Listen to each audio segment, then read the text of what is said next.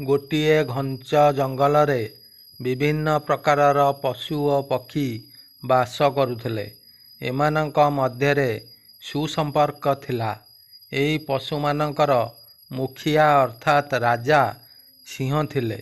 ସମସ୍ତେ ପଶୁମାନେ ତାଙ୍କର ରାଜା ଅର୍ଥାତ୍ ଜଙ୍ଗଲର ରାଜା ସିଂହର କଥା ମାନି ଚାଲୁଥିଲେ। ଏହି ରାଜା ସିଂହ ଅତ୍ୟନ୍ତ ଶକ୍ତିଶାଳୀ, ନିଷ୍ଠୁର ଓ ଅହଙ୍କାରୀ ଥିଲେ। ସେ ତାଙ୍କ ଇଚ୍ଛା ମୁତାବକ ଅଯଥା ଜଙ୍ଗଲରୁ ପଶୁମାନଙ୍କୁ ହତ୍ୟା କରୁଥିଲେ, ଯାହାଫଳରେ ଏହା ପଶୁମାନଙ୍କ ପାଇଁ ଚିନ୍ତାର କାରଣ ପାଲଟି ଯାଇଥିଲା।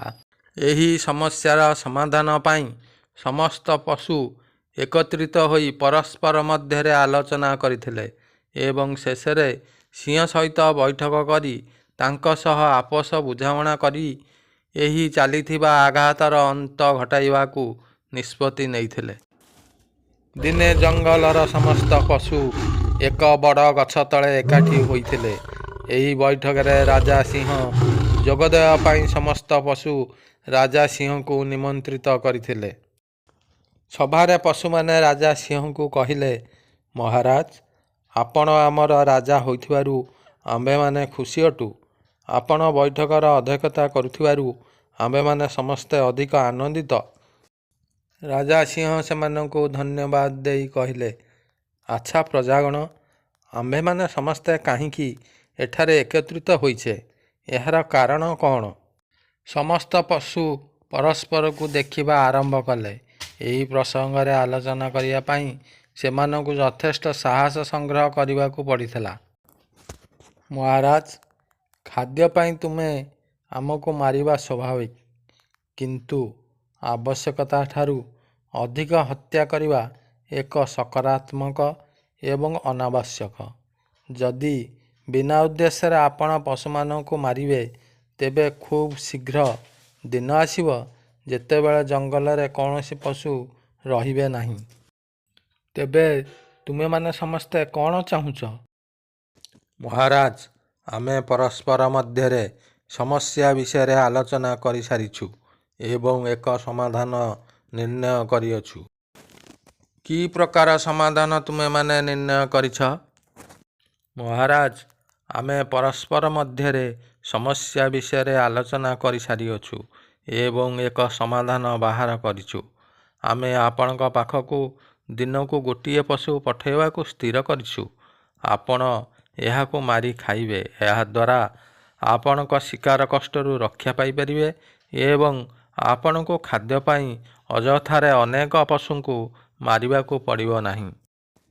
ମୁଁ ଏହି ପ୍ରସ୍ତାବରେ ରାଜି, କିନ୍ତୁ ପଶୁମାନେ ଠିକ୍ ସମୟରେ ମୋ ପାଖରେ ପହଞ୍ଚିବା ଦରକାର, ନଚେତ୍ ମୁଁ ଜଙ୍ଗଲର ସମସ୍ତ ପଶୁମାନଙ୍କୁ ମାରି ଖାଇଯିବି। ପଶୁମାନେ ଏହି ପ୍ରସ୍ତାବରେ ରାଜି ହୋଇଥିଲେ। ପ୍ରତିଦିନ ଗୋଟିଏ ଗୋଟିଏ ପଶୁ ସିଂହ ପାଖକୁ ଯାଇ ତାହାର ଆହାର ପାଲଟି ଯାଉଥିଲେ। ସିଂହ ମଧ୍ୟ ବିନା ପରିଶ୍ରମରେ ଖାଦ୍ୟ ପାଇ ଖୁସି ହେଉଥିଲା। ସେ ନିଜର ଶିକାର ଖୋଜିବା ମଧ୍ୟ ବନ୍ଦ କରିଦେଲା। ଦିନେ ସିଂହର ପାଖକୁ ଯିବା ପାଇଁ ହରିଣୀର ପାଳି ପଡ଼ିଲା। ହରିଣୀଟିର ସିଂହ ପାଖକୁ ଯିବାକୁ ଇଚ୍ଛା ନଥିଲା, କିନ୍ତୁ ଅନ୍ୟ ପଶୁମାନେ ତାକୁ ସିଂହର ଆହାର ପାଇଁ ଯିବାକୁ ବାଧ୍ୟ କଲେ। କୌଣସି ବିକଳ୍ପ ନଥିବାରୁ ହରିଣୀଟି ଚିନ୍ତା କରିବା ଆରମ୍ଭ କଲା।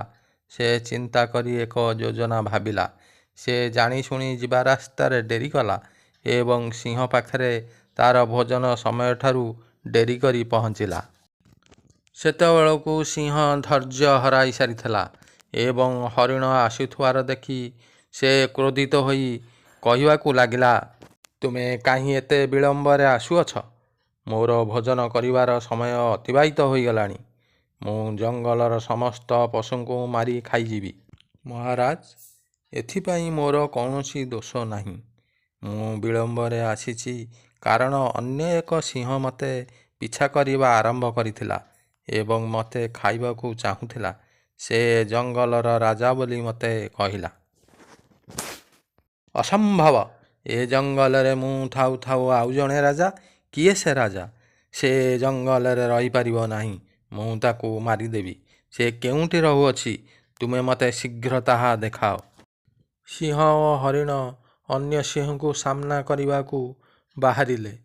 ହରିଣ ନିଜେ ଯୋଜନା କରିଥିବା ଅନୁସାରେ ଏକ ପାଣି ଭର୍ତ୍ତି କୂପ ପାଖରେ ସିଂହକୁ ନେଇ ପହଞ୍ଚିଲା। ମହାରାଜ, ସେ ସିଂହ ଏହିଠାରେ ରହୁଅଛି। ବୋଧହୁଏ ସେ ଏଇ କୂପ ଭିତରେ ଲୁଚି ରହିଥିବ। ସିଂହ ପୁଣି ପ୍ରବଳ କ୍ରୋଧରେ ଗର୍ଜନ କଲା ଏବଂ କୂପ ଉପରକୁ ଚଢ଼ି ଭିତରକୁ ଚାହିଁଲା। ସେ ପାଣିରେ ନିଜର ପ୍ରତିବିମ୍ବ ଦେଖି ଭାବିଲା ଯେ ଅନ୍ୟ ସିଂହ ତାକୁ ଚ୍ୟାଲେଞ୍ଜ କରୁଛି।